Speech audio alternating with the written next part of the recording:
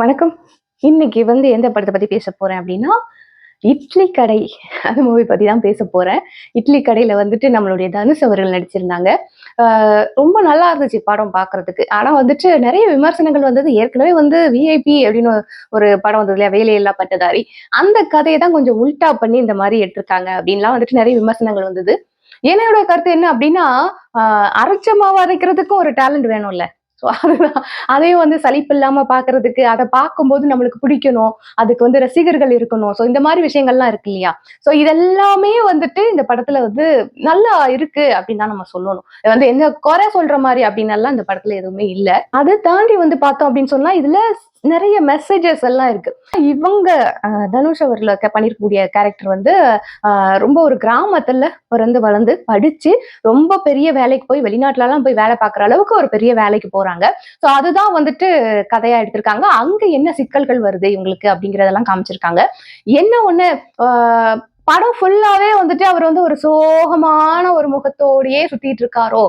அப்படிங்கிற மாரி தான் எனக்கு தோணுச்சு. ஏன்னா அந்த சோகம் அப்படிங்கிற அந்த லைன் அவரு இந்த சோக ரேகை ஓடிக்கிட்டே இருக்குப்பா மூஞ்சில அப்படின்னு சொல்லுவாங்கல்ல. ஸோ அந்த மாதிரி படம் ஃபுல்லாவே ஒரு மாரி சோகமாவே இருந்தாரு. ரொம்ப ஜாலியா இருக்கிறதோ, இப்ப ஒரு விஐபி படத்துலலாம் அதாவது வேலையில்லா பட்டதாரி படத்துலலாம் பார்த்தோம் அப்படின்னு சொன்னா, ஒரு அழகான ஒரு சாங் இருக்கும். பசங்களோட சேர்ந்து சாங் இருக்கும். அண்ட் வீட்லயும் ஒரு சாங் இருக்கும். அண்ட் ஹீரோயின் கூட ஒரு சாங் இருக்கும். எல்லாத்துலயுமே பார்த்தோம் அப்படின்னு சொன்னா, ஒரு அழகான ஒரு ஸ்மைலோட அழகா பண்ணியிருப்பாரு. அண்ட் சூப் சாங்லாம் பார்த்தோம்னா, அதுக்கேத்த மாதிரி ஒரு எக்ஸ்பிரஷன் குடுப்பாரு. இதுல எல்லா சாங்லயும் சரி, சீன்லயும் சரி, அவளோட ஃபேஸ் ஒரு மாரி உம்முன்னு வச்சுட்டு, சிரிக்க தெரியாதவங்க எப்படி இருப்பாங்க? அந்த மாதிரி இருந்தாரு. அது ஏன் அப்படிங்கிறது தெரியல. ஏன்னா நெறைய இடங்கள்ல சிரிச்சிருக்கலாம். நெறைய இடங்கள்ல வேற மாரி பண்ணியிருக்கலாமோ அப்படின்னு எனக்கு தோணுச்சு. அ அது மேபி அவங்களுக்கு அந்த கதைக்கு அதுதான் தேவைப்பட்டிருக்கும் போல இருக்கு. அது மட்டும் கிடையாது. இதுல என்ன சொல்லியிருக்காங்க அப்படின்னா, "நீ ஒரு சின்ன கிராமத்துல இருந்து வர, பெரிய வேலைக்கு போற. அங்க முதலாளியுடைய மகளே உங்கள விரும்புறாங்க. அவங்கள கல்யாணம் பண்ணிக்க போறீங்க.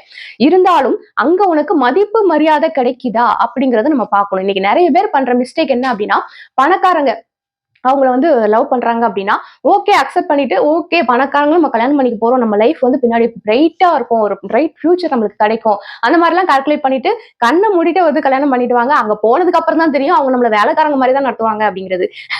சோ அதெல்லாம் இந்த படத்துல காமிச்சிருந்தாங்க. சோ பணக்காரங்களா இருக்கக்கூடிய ஒரு இடத்துல வந்து போய் வேலைக்கார மாரி இருக்கிறதுக்கு, நீ உன்னோட சொந்த இடத்துல ஒரு ராஜா மாரி இருந்துட்டு போயிரலாம். அப்படிங்கிற ஒரு மெசேஜ் ஓவரால் எனக்கு தோணுச்சு. சோ அதுக்கப்புறம் பார்த்தோம் அப்படின்னு சொன்னா, நார்மலா இருக்கக்கூடிய விஷயங்கள் தான். இவருக்கு எப்பவுமே ஒரு வில்லன் இருப்பாரு. வில்லன் ஒரு ட்ரபிள் பண்ணிட்டே இருப்பாரு. அத தாண்டி இவர் ஜெயிப்பாரு. இவ்வளவுதான் கதை. சோ இதுல இன்னொரு விஷயம் என்ன அப்படின்னா, அவங்க அப்பா விட்டுட்டு போன ஒரு விஷயத்த நான் திரும்ப பண்ணணும். நான் எவ்வளவு பெரிய பொசிஷன்ல இருந்தாலும் சரி. எங்க அப்பா விட்டுட்டு போயிருக்காரு இந்த ஒரு விஷயம். இத நான் எடுத்து பண்ணணும்னு நினைக்கிறேன் அப்படிங்கிற ஒரு சிந்தனை எத்தன பேருக்கு வரும் அப்படிங்கிறது தெரியாது. இந்த மாரி ஒரு சிந்தனை நம்மள கடந்த ஒரு 2 ஜெனரேஷனாவே யாருக்குமே வரல அப்படின்னு தான் சொல்லணும். ஏன் அப்படின்னா, இந்த விவசாயமும் நெசவு தொழிலும் சரி நம்மளுடைய நாட்டுல மிகப்பெரிய ஒரு விஷயமா இருந்துச்சு ஒரு காலத்துல. இப்ப அப்படி கிடையாது. ஏன்னா விவசாயம் பார்க்கறதும் சரி, நெசவு தொழில் செய்யறதையும் சரி, எல்லாமே நம்ம பெருசா எடுத்துக்கிறது இல்ல இளைஞர்கள். நம்ம விவசாயம் பார்க்கறதா, நம்ம சேத்துல போய் கால் வைக்கிறதா அப்படிங்கிற மாதிரிலாம் யோசிக்க ஆரம்பிச்சுட்டோம். நெறைய சினிமா டயலாக்ஸ் கூட இது சம்மந்தமா இருக்கும். நாங்க தான் சேத்துல கால் வச்சுட்டு நாங்க கஷ்டப்பட்டுட்டு இருக்கோம். நீயாவது இந்த சகதியில இறங்காம நல்ல வேலைக்கு போயிரணும் படிச்சு. அப்படிங்கிற மாரி எல்லாம் நெறைய டயலாக் படிக்கலாம். நாலேட்ஜ வளர்த்துக்கலாம். இருந்தாலும் நம்ம நாட்டுக்கு என்ன தொழில் தேவையோ அத தான் நம்ம பண்ணணுமே தவிர, அப்பதான் நாடு முன்னேறும். இல்ல நம்ம முன்னேறுவோம். நாடு அப்படியே தான் இருக்கும். அதாவது நாட்டுல நம்ம படிச்சு நம்ம வேலைக்கு போறோம், வெளிநாட்டுக்கு போறோம், சம்பாதிக்கிறோம். இது நம்மளுக்கு வசப்பட்டுருச்சு. அதனால நம்ம நல்லா இருக்கோம். ஆனா இதெல்லாம் கிடைக்காம இங்க நெறைய பேர் இருக்காங்க இல்லையா? அவங்களுடைய வாழ்க்கை என்ன ஆகும் யோசிச்சு பாருங்க. அவங்களுடைய வாழ்க்கை பெரிய கேள்விக்குறி தான். ஏன் அப்படின்னா, இங்க இருக்கக்கூடிய வேலைகளுக்கு மதிப்பும் குறைவு, அதுக்கு கிடைக்கக்கூடிய சேலரியும் குறைவு. சோ அப்படி இருக்கும்போது, ஒருத்தர் படிச்சுட்டு வெளிநாட்டுக்கு போயிட்டாருன்னா, இன்னொருத்தரும் கம்பல்சரி படிச்சுட்டு வெளிநாட்டுக்கு போய் அந்த அளவுக்கு சம்பாதிச்சே ஆகணும் அப்படிங்கிற ஒரு பிரஷர் அவங்க மேல போடப்படுது.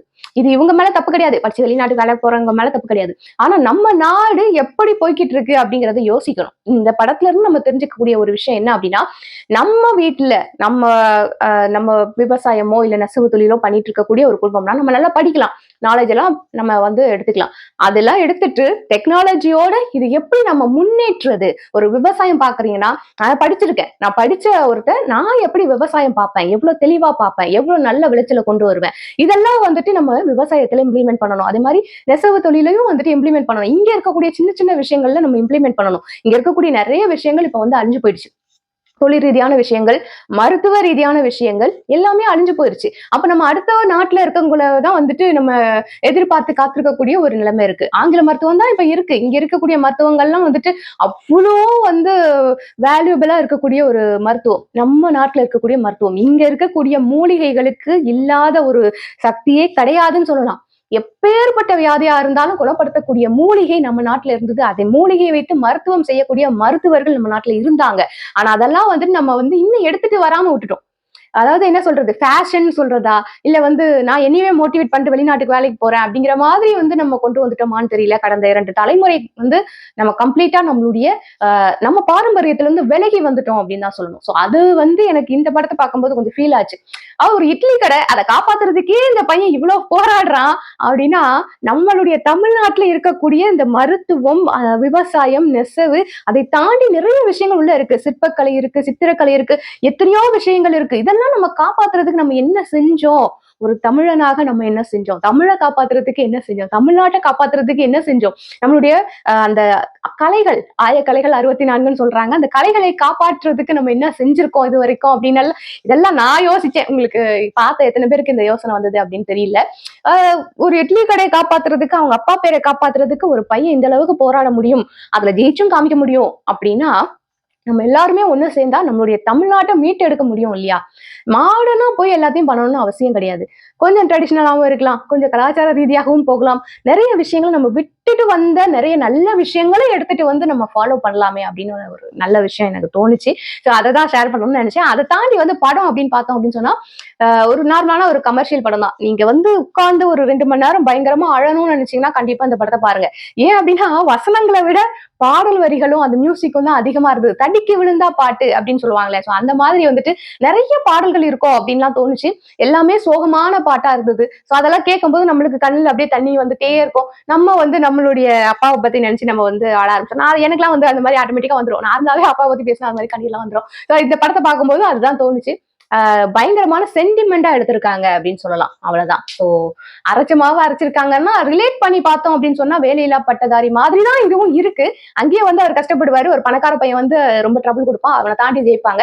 இங்கேயே வந்து ரொம்ப கஷ்டப்படுறாரு. ஒரு பணக்கார பையனால ட்ரபிள் வராங்க. அதை தாண்டி வந்து ஜெயிக்கிறாங்க. அண்ட் அங்க வந்து பார்த்தோம் அப்படின்னு சொன்னா ஃபுல் அண்ட் ஃபுல்லா இன்வெஸ்ட் பண்றதுக்கு ஒருத்தர் இருந்தாரு. ஏதோ ஒரு வேலை பார்த்தாங்க. அது பேஸ்மெண்ட்ல இருந்து வந்து ஜெயிச்சு காமிச்சாரு. இங்கேயும் அப்படிதான். ஒண்ணுமே தெரியாம போய் அப்பாவோட இட்லி கடையை எடுத்து நடத்தி அதுல வந்து ஒரு பெரிய சாதனையா வந்து சாதிச்சு காமிச்சாரு. ஸோ இதுதான் வந்து ஓவரால் கதையா இருந்தது.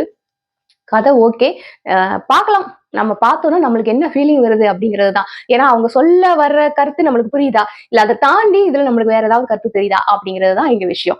எனக்கு இந்த மாதிரி எல்லாம் கருத்து தெரிஞ்சது. நீங்க அந்த படத்த பார்த்துட்டீங்க அப்படின்னா, உங்களுக்கு என்ன மாதிரியான கருத்து இந்த படத்துல இருந்து தெரிஞ்சது அப்படிங்கிறத மறக்காம கமெண்ட் செக்ஷன் சொல்லுங்க. அண்ட் இதுவரைக்கும் இந்த படத்த பார்க்கல அப்படின்னா, கண்டிப்பா பாருங்க. ரொம்ப நல்ல படமா இருக்கு. என்னங்க வந்து கண்டிப்பா பாருங்க அப்படின்னு நான் ரெக்கமெண்ட் பண்ணுவேன். அண்ட் ஆழாம பாருங்க. ரொம்ப சென்டிமெண்ட் அதிகமா இருக்கு. கொஞ்சம் மனசு தைரியத்தை வரவழிச்சுட்டு அப்புறமா பாருங்க. ஓகேவா? அண்ட் நம்மளுடைய இந்த சேனல்ல மறக்காம சப்ஸ்கிரைப் பண்ணிடுங்க. அடுத்த வீடியோ சந்திக்கிறேன். அதுவரை பாய்.